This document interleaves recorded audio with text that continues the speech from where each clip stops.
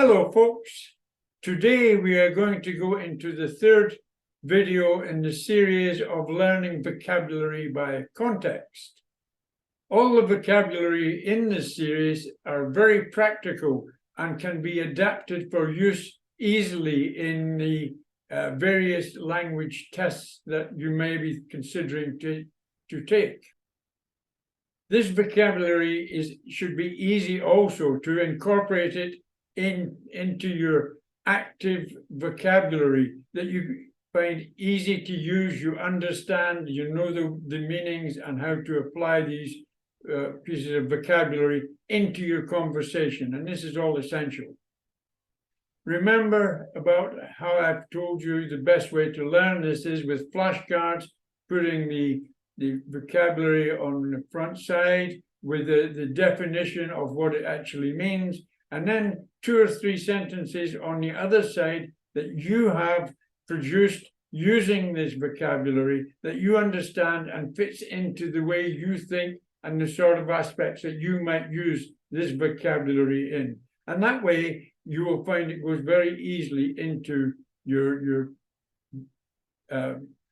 mind, and you will be able to retain it there for future use. So I would like to say well done for following this series. I'm sure that this is going to be invaluable to you when you do take these tests, and even if you're not taking a test, this vocabulary will help you in all sorts of aspects where you're doing conversation. And as you progress in English conversation, this vocabulary will help establish you in any area actually. But then as you're using it, then you will also improve your vocabulary in the fact that you're using English conversation. One thing before we go into this video, I just want to remind you that vocabulary is not effective by itself. You also need to be able to apply the grammar to use the vocabulary effectively. And if you're taking a test, they will be looking very closely at your grammar also in association with your vocabulary.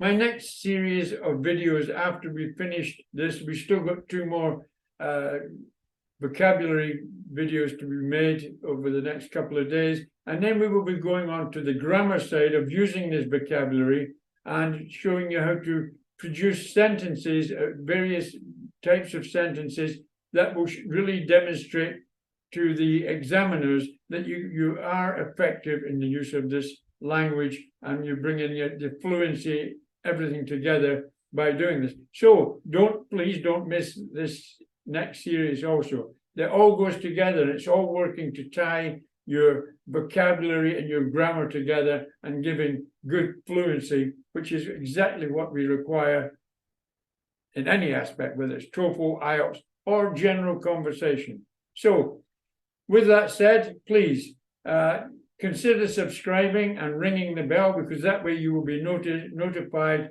when I release these videos in the very near future. So let's move on and get into the vocabulary that we're going to learn today. Another 10 valuable words that you will be able to use effectively, should you wish. So here we go.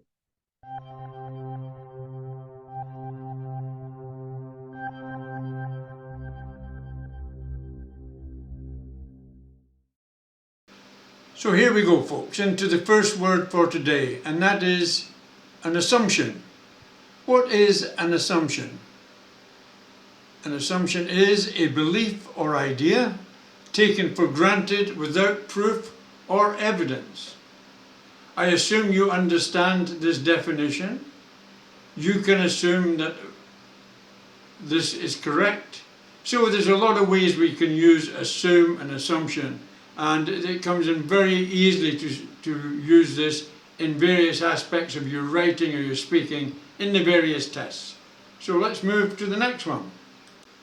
We already know one context for argument, and that's when we're having a problem or we're a disagreement with somebody else, and we might develop this into an argument. And we can also say that another person might be argumentative, etc. But let's look at it in a slightly different context. Now, it can be a statement or series of statements for or against something. What is your argument for making this assumption?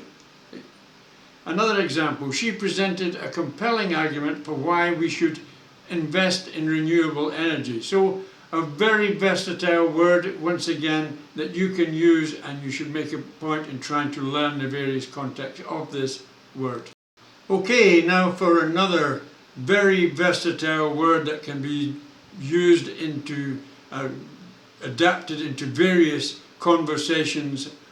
So the word is conclusion.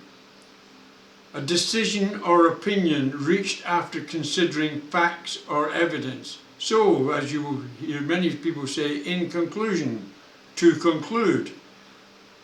Based on the evidence, the conclusion was that the suspect was guilty. So, as I say, a very versatile word and worth knowing all the variations of it, worth looking that up and trying to use them. This is another excellent word, credible, which is believable or trustworthy. And the example, the witness was deemed credible by the court due to his extensive knowledge of the subject matter. You know, this credible, and you can also call somebody's credibility into question also. So another word to learn, and to learn 2 or 3 forms of it, credible, credibility, etc. Demonstrable, demonstration, demonstrate, to show or prove something. Example, he demonstrated his knowledge of the subject matter by answering all the questions correctly. Another one for you to get your teeth into here, demonstrable, demonstration, demonstrate. Encompassed, encompasses, encompass, to include or contain something as part of a larger whole. Example, the museum's collection encompasses a wide range of art and artifacts from various cultures.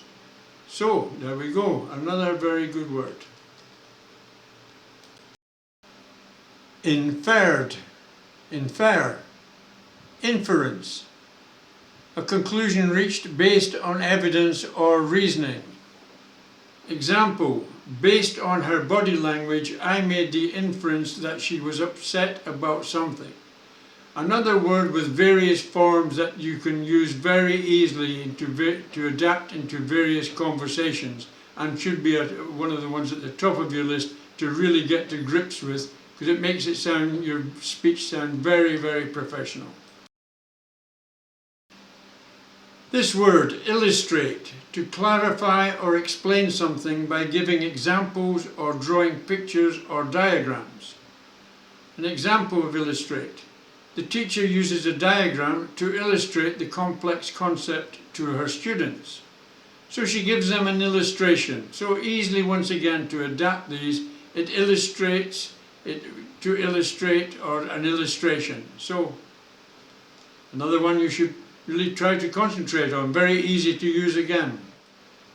So here we go with another fine word that would help really demonstrate your vocabulary. Extrapolate, to estimate or infer something based on known information or data. An example for extrapolate. Based on the data we have, we can extrapolate that sales will continue to increase next year. I have extrapolated this information from data that I had, etc. Another good word to think about, and if you wish, put it into your, and you're comfortable with it, put it into your active vocabulary as soon as you can, and practice it and use it. Well, there you have it, another 10 perfect pieces of vocabulary for you to work on again, and to help enhance your active vocabulary, and looking forward to your whatever test you're going to be taking, or just to improve your vocabulary. Let me just add one more thing. When I give you these pieces of vocabulary, it also helps if you can look at the various forms of the word. That's an exercise that will help you understand it even better. For instance, let's take the word credible. Credible is the adjective that describes a noun. Credible is the adjective. Credibility is the noun. The adverb is credibly, and finally the verb. The verb is credit. So there you go. There's the various forms of credible. If you can do that with several other words, then you will find you use it much easier as well, and you will understand it better. So another exercise, and all working in one way to make you more fluent and versatile in your English speaking. Thank you very, very much for watching my video today, and I look forward to seeing you in the next series of vocabulary in context. Take care.